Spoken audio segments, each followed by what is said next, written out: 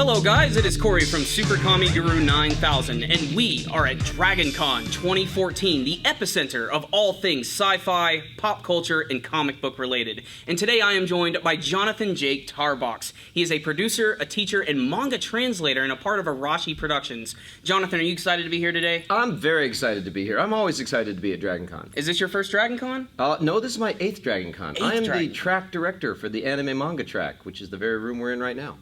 The Anime Manga track this week, obviously the big thing about Dragon Con is a lot of comic book stuff comes in, but the anime has a pretty big presence as the manga. Are you expecting to see any popular series in your track this year, or something you're really looking forward to talking about? Well, what we had, the real highlight of our track has always been the voice actors we bring. This year we've got Kylie Bear, Caitlin Glass, John Stockton, Mike McFarlane, and Bob Carter are all joining us at various panels. So that right there is going to be a whole buttload of panels that we're going to have that our fans can come and meet the actual voice actors that bring you your favorite anime. I mean, that's awesome. If you're a fan of modern anime, all those names are really familiar. They're really big people in the industry.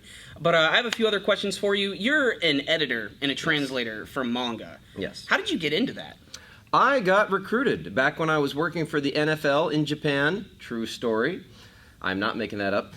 They were Raijin Comics was a Weekly Comics Bunch was the publisher. They are the people that were created by the manga artists for City Hunter and Fist of the North Star. They started their own manga magazine, Weekly Comics Bunch, and they decided to dive into the manga business and start a weekly manga anthology magazine in the United States, Raijin Comics.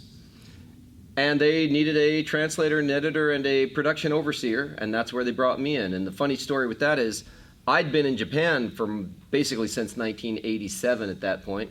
I'd missed all of American fandom. So imagine this, in the year 2000, I'm going in for this interview, and they say, we want to make a manga magazine. It's like, what, are you kidding? Americans don't watch anime. Americans don't read manga. They don't know what this stuff is.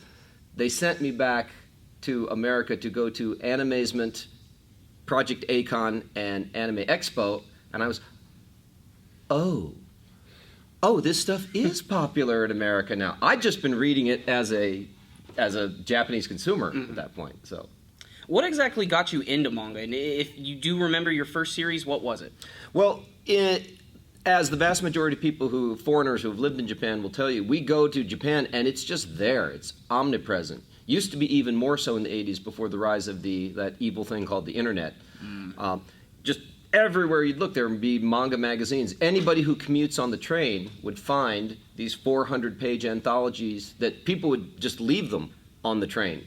So that's where I started reading them. And I started reading them at work, and I started reading them at home, and I was hooked pretty quick. Also, a lot of us who were studying Japanese back then, what a great way to study. Do you have a favorite series that you've ever worked on or done translations for? City Hunter. City Hunter.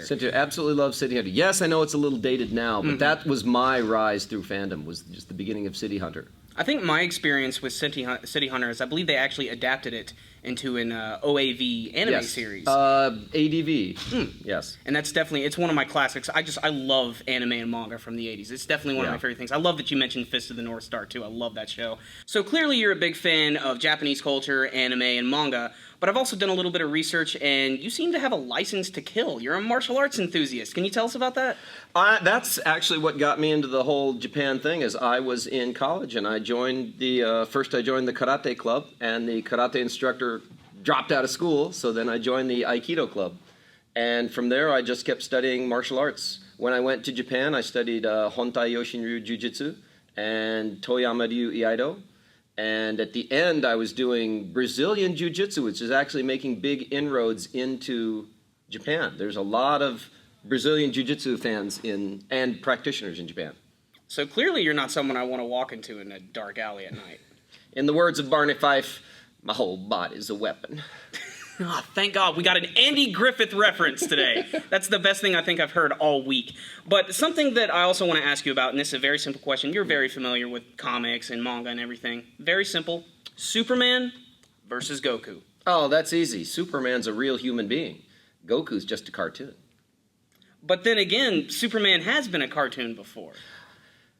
Well, yeah, actually isn't that the perennial question, Superman versus Goku? All I know is I don't want to be there when they fight it. But actually, they would never fight because they're both agents of good. That's actually a really good point. This is something that I do like to ask a lot of people, especially because you've been going to conventions for a long time. Is there any character that you like to cosplay as, or do you ever like to get into costume mode? I am way too lazy to cosplay. When I see the amount of work and time people put into it, total respect. Those people are incredible. I can't imagine walking around in a hot convention center wearing all that stuff and having to work. Also, generally, I'm a con runner.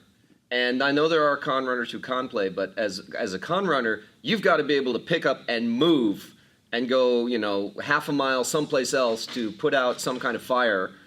I can't afford to be trailing like a long coat and a great big weapon and fight my way through the crowds to do that. I've got to be able to. I actually made it here for this interview in about half the time it would have taken most of the other people. I'm that obnoxious guy who's zipping through the lines like quicker than everybody else. I mean, you got your martial arts skills, so you can just knock them out as you're walking through. No, I do Aikido, so I just slide through. I use my ki energy to part the crowds. And you said ki. That actually means he supports Goku.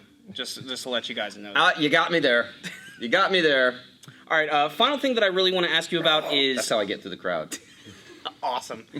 Final thing I do want to ask you about is Ratchet Productions. Could you tell us a little bit about that? Ratchet Productions is the company I started. Basically, I'm a outsourcing producer for anime and manga. I've worked for Viz, Kodansha, DC Comics, and we basically outsource all the work that is done to bring you the English language version of the material you love. All right, awesome. Well, thank you, sir. Thank you for the interview today. Thank you very much. And have a great Dragon Con. You guys too. Hope you enjoy the con.